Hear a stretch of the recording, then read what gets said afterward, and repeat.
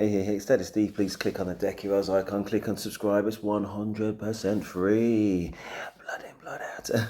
Also, click on the notifications, I've got loads of amazing content, including this video coming up, and you do not want to miss out. As you'll see, I've not seen this video before. It's going to be a new viewing. I cheated with my wife's stepmom. Now, what could possibly go wrong, brother? We'll hear. Hey, how's it going, Dr. John? I'm good, brother. What's up, man? I guess I will just cannonball right on into this one. The question is, how do me and my wife rebuild our marriage after I had a one-night stand or like a hookup, I guess, with her stepmother? Eric, let's just, as they say, back that thing up. Say what? Yeah, really, just a wild situation. In all seriousness, like what happened? We were all drinking together. We all killed a bottle of tequila, three of us within the hour. And then it was just me and her stepmom in her apartment. My wife went downstairs with the kids and all that good stuff, and they were swimming. And basically, she was asleep, and I was on the couch just waiting for her. I was going to wake her up for her work call. She was like supervising or whatever, and had to send a closing email. So I was standing there making sure she woke up to do that. And when she woke up, her top fell off. She was wearing a bikini. Her top fell off and put it back on. And then I kind of like pursued after that. And so your marriage is over. You're not going to rebuild this. Yeah. Yeah. I mean, I can't think of a more egregious violation, man. I can. Kids and beyond kids, this. Yeah, it's definitely. Yeah. You've blown it up. I think the integrous thing to do is to treat your wife with dignity and respect as. Let's just rewind. He's at a family party, obviously her side of the family. The wife went to send some emails. The stepmom was in a bikini. They'd just been drinking all this tequila. She, oopsie. Bikini fell off, and he just went like, well, senses off. I'm making light of it. Obviously, it's a very serious situation. It's just kind of bizarre, and I've got a silly sense of humor. Yeah. Listen, if that is out, if it's known, yeah, of course it's over. It's more of a question of what is his wife saying about it already. It's not going to be any good news to that one, I'm afraid, at all. Anyway, let's go. Y'all make. I mean, I can't think of a more like just dishonoring thing you could do to somebody, man. I agree. It was my biggest, dumbest decision I've ever made, my biggest regret. And I've just. How long you been married? This year would be 5 years.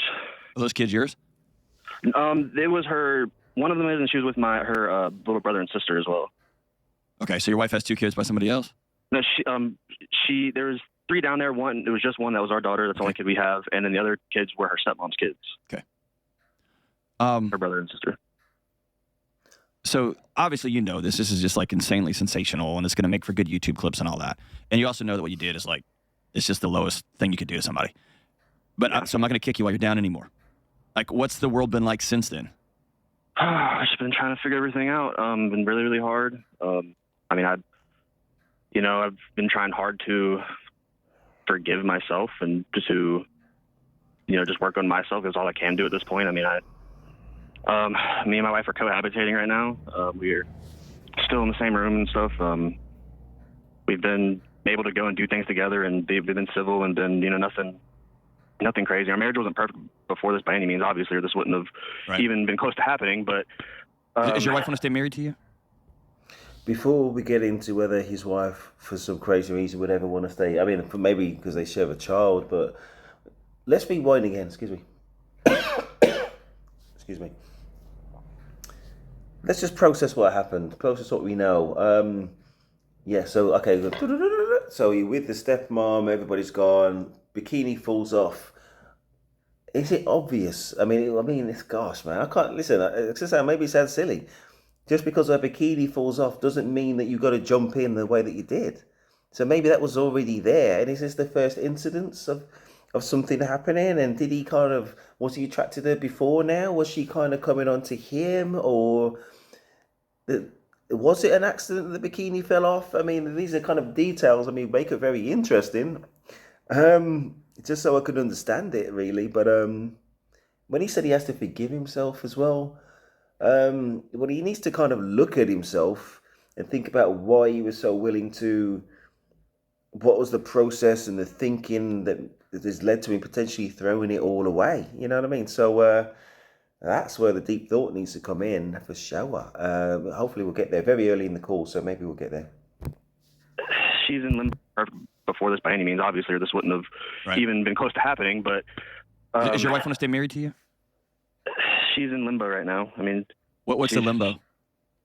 We just need to work on ourselves. I mean, we've been attached at the hip since we were 17, and really lost ourselves in our relationship. We just got together real quick and moved out of state after that real quick, and then had a baby by 18, and so our whole life was just each other and baby. And then that's not a bad thing, and that's not a reason why you hook up with somebody's mom. Not at all. There's never a reason why that it should not have happened. There's no, not trying to make any excuse. I've tried to take accountability from the. That's telling me that he is in his early 20s. He's in his early 20s. Her mom, maybe late 30s, early 40s, something like that. But anyway, what I'm thinking is, how kind of her body, I'm just trying to visualize. He's early 20s basically, so I'm not excusing it, but at the same time I'm just kind of understanding it and just kind of say the likelihood of different things is probably slightly more clear now, and childhood sweetheart, an element of immaturity, and just he's going to be at the peak of his kind of horniness. I'm also interested in, and this is kind of beyond this kind of specific situation, whether he's done it before. That'd be interesting. Sure. No, I'm saying like there's like this just annoying cultural narrative, like you got to go find yourself. I mean, you don't. You make a commitment with somebody and you'll figure it out, right? You'll decide we're going to build something together.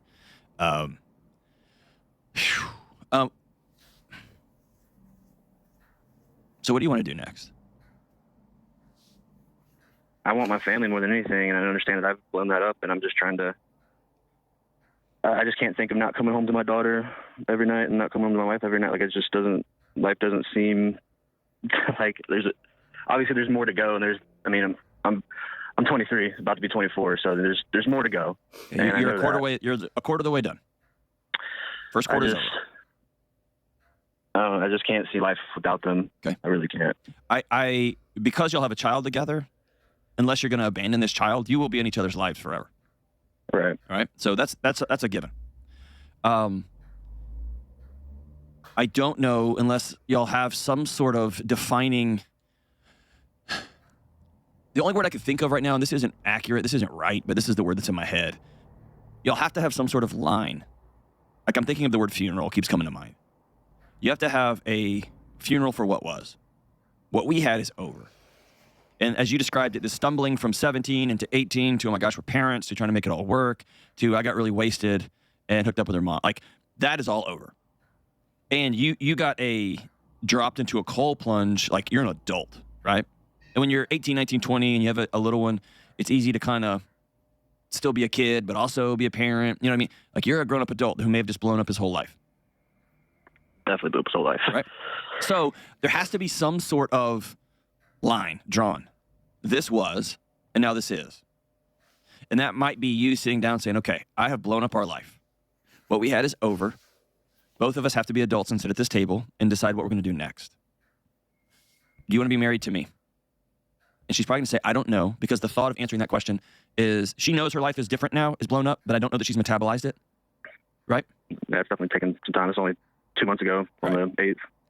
And the fact that the knife that cut her is still sleeping in the same bed, it's just really close. So it might mean you going and saying, I'm going to take 30 days for you, and I'm going to go live with my mom, with a friend, with whatever, and let the smoke clear.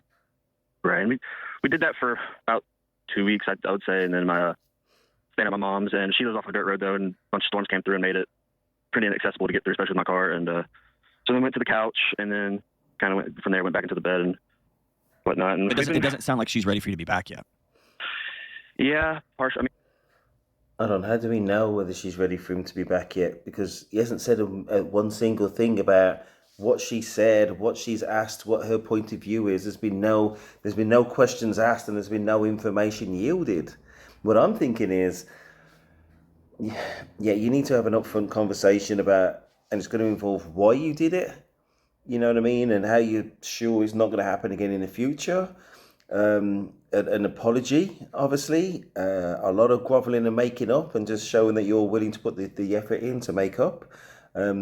And obviously what she wants from this, and what her expectations of you are in order to get past this, hopefully at some point in the future. Anyway, let's go back a little bit and see what happens. And then kind of went from there, went back into the bed and whatnot. And It doesn't sound like she's ready for you to be back yet. Yeah, partial. I mean, it's. Does she work? Not as of now. She's been at home with her daughter. She's going. I think she's actually starting today to get her GED. She's going the local schools out here and doing the testing and stuff like that. Okay. She didn't get it. So she's taking the GED today? Yeah, sure. She's like starting the class. I think she's like taking the pre-quizzes and pre-tests and all that stuff to see where she's at. So I want to challenge you. Okay. I know that the life of your daughter will be different without a dad in the home. Okay. I know that. I also know that a wife living in terror of her marriage will negatively impact your daughter as well. And so I can imagine your 22 or 23-year-old wife hearing the most insane news ever and having to stay in the same lion's den of the lion who just mauled her present and her future because she has no money. She has nowhere to go. Right. And so part of me thinks it would be of high integrity to you for you to say, honey, you're trapped, and I know that. Is she still flinching around? Hold on, just hold on. Let's rewind this, man. And I don't really. Another thing I don't like. Just ask the questions in order to understand the circumstances of their relationship, and whether there's any tension in the relationship and what has changed and things like that. And ask the questions to tease it out. Going straight to this assertion about. Let's see how he puts it. Hold on. So part of me thinks it would be of high integrity to you for you to say, honey, you're trapped, and I know that. Then it's not the point of trap. They need to try and resolve it more so than at the starting point. Oh yeah, it's definitely over now. It's definitely over now. Well, it's definitely going to be problematic. And you're going to have to jump through the coals in order to try and save it. If it can be saved, and maybe it probably can't. But you got to try. You know what I mean? And I don't believe that is a 2-month kind of absence from the house or anything like that. It's kind of playing it at her speed and just showing that you love her and that you're interested, and just doing what you can.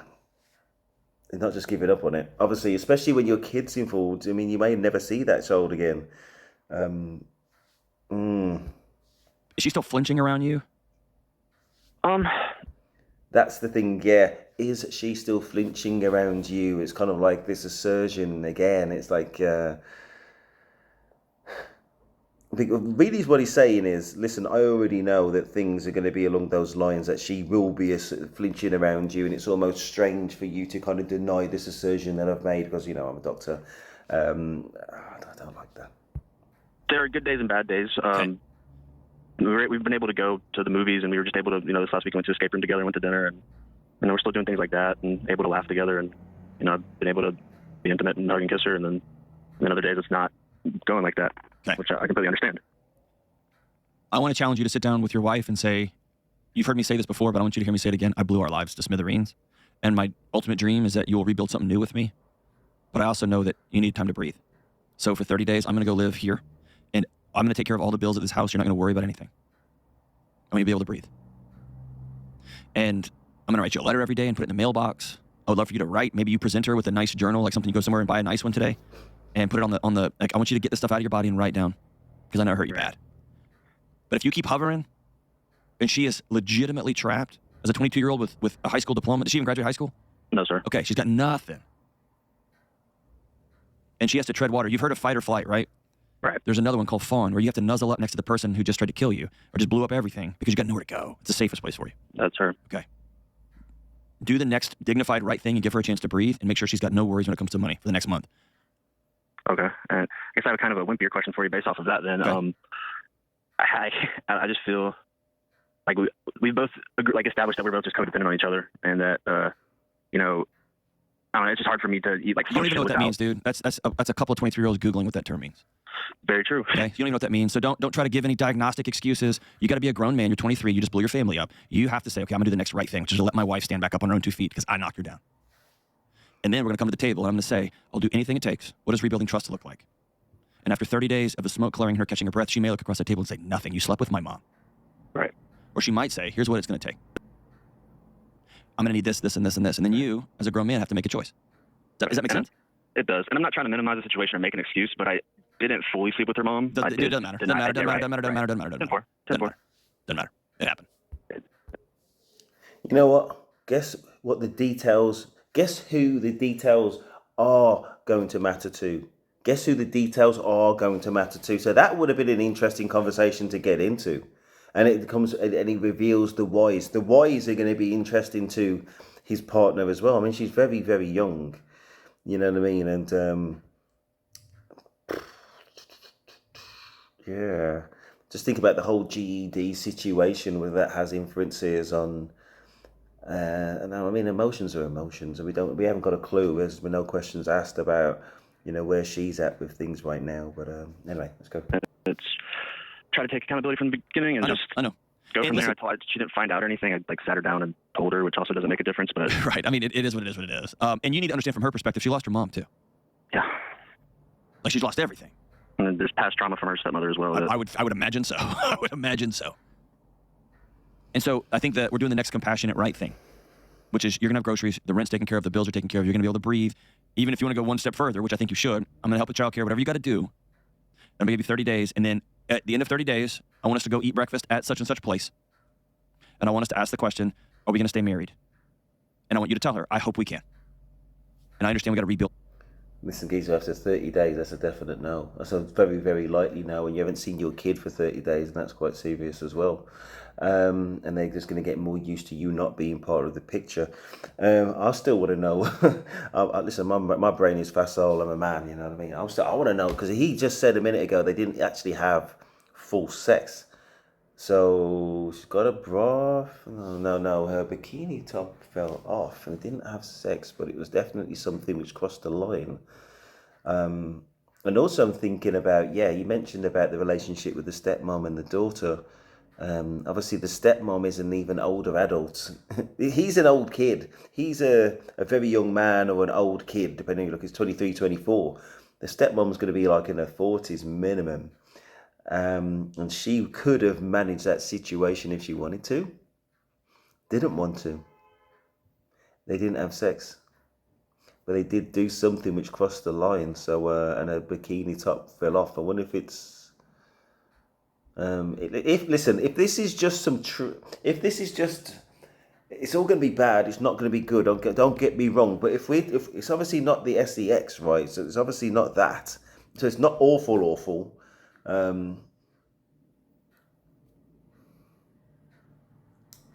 This is solvable.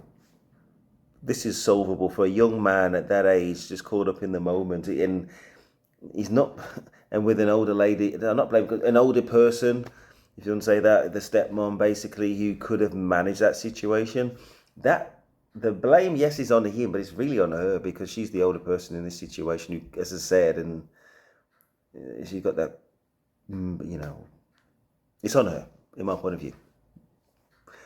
Feel free to disagree. Let's go forward. And whatever you think is right, that's absolutely fine. But anyway, let's go forward. Everything. Okay? But I want y'all to have a date on the calendar when you're going to come back together. All right, that makes sense. And say, text me if you need me to come get our little girl. But we're not sleeping together. We're not hugging and kissing. We're just taking a break. Is that cool? It's going to suck, but if that's what's needed, I'll do absolutely anything to move on from this, even if it's not in the direction that I'm hoping for. Okay. The thing you can do next, you can't undo what happened. The thing you can do next is be a person of high integrity and honor moving forward. And that's just been eating me alive too, because my moral compass so off, because I've always told myself I wasn't that person. I would never be able to do that. And, I've looked down on others that have done that. Like, okay, well, they can do that to the person they say that they vowed everything to. They can do that to me. That's right. And so you are now have to reestablish trust with you. Right. And that means you have to do the next right thing. You can't will it or you can't think it into being. You just have to act it. You have to do the next trustworthy thing. I've often found trust rebuilding. If you have other people in your life that you've wronged, it'd be a good time to get on the phone and call them and say you're sorry. It's doing the next right thing with your wife and with your kid. It is going to do some acts of service. So twice a week, I want you to go to a food kitchen. I want you to go do the next right thing that's bigger than you so that you can reestablish trust with yourself. If you go to a local church, I want you to go sit with the pastor and say, hey, here's what I did, man. I blew up everything. That was one of the very first things I did. Good. We went there, talked with him. We did therapy immediately. We've done couples therapy. We've try to do that stuff. And couples therapists didn't really seem to help. Why is it that this 23-year-old young man that's mentioned about couples therapy, and it's never even been on the ballpark for the doctor? He's a psychologist. So this is just, wow. Anyway, I'm going to say too much more. But she didn't really give any, tools to use or any kind of plan of action to. Yeah, sometimes going to couples therapy right after something this big is like trying to go to PT instead of into surgery. It's like being in a car wreck and going straight to the physical therapist. It's not time yet, man. You got to reset the bones and stitch somebody up and take out all the bad tissue, let those wounds heal, and then you can start going to physical therapy. Right. Like, it's just a matter of going too fast, man. Yeah, I think you can do the next right thing, man. And I hope more than anything that your daughter doesn't grow up without a dad. And so if your wife decides, hey, I just can't move past this such a horrific violation of our marriage covenant, I hope you will honor her and say, I get it. And I'm going to be the best dad and co-parent I can be. I'm going to be an adult. I'm going to be a grown-up, even though I'm sad and I'm heartbroken. And I hope you will do the things you got to do to rebuild trust in yourself. And maybe by God's grace, she comes around and says, okay, I'm going to go slowly but surely, and we're going to rebuild this marriage. And here's what trust is going to look like, reestablishing trust. You can't drink. I want to see your phone, et cetera, et cetera, et cetera. And you're going to say, cool, I'm 100% in. Because I believe in you, and I believe in us, and I believe in being a good dad. This is a big one, man. It's a big one. Go slow. I agree with that. I think there are definite things which are missing. And it's missing because we haven't got into the whys that he did it. We haven't got into the whys that he did it. I mean, he didn't just do it. He did it big. He did it with a member of the family, with her stepmom. You know what I mean? And as I say, I don't believe that it's necessarily the only person. So does he want to be in this relationship? So all these other things, until you know the whys, it's almost pointless, because it's almost pointless because, as I say, if you don't address the core issue, the source issue, then it's not resolved. And again, maybe he doesn't want to be in that relationship. Maybe there was something about the relationship which was toxic and wrong, or just not quite what he wants as a young man, thinking, well, actually, for the remainder of my life, yes, I want to be part of my daughter's life. I don't want to have hurt my current partner, his current wife. But, my life is going on a different trajectory, as hard as it is. And that's the reason why I did it. And I don't know. I don't want to put words into his mouth. All I'm saying is that we need to know the why. Let's move on. Move on. As in, I think that's more or less it wrapped up, I think. You will not fix this in 2 months, 3 months, 6 months, 1 year. It's going to take a long time to rebuild this. Constantly focus on doing. There you go. Anyway, yeah, it's quite interesting in its own way. There's going to be variation. I mean, it's quite an extreme thing. Of course it is. Quite an extreme thing. But still very interesting in its own way. I love these kind of family dynamic things, or these relationship dynamic type kind of conundrum scenarios to kind of like do a deep dive in. And listen, if I've got something wrong, or there's a different angle on this that they could try, or we could have thought about and covered, then please let me know in the comments.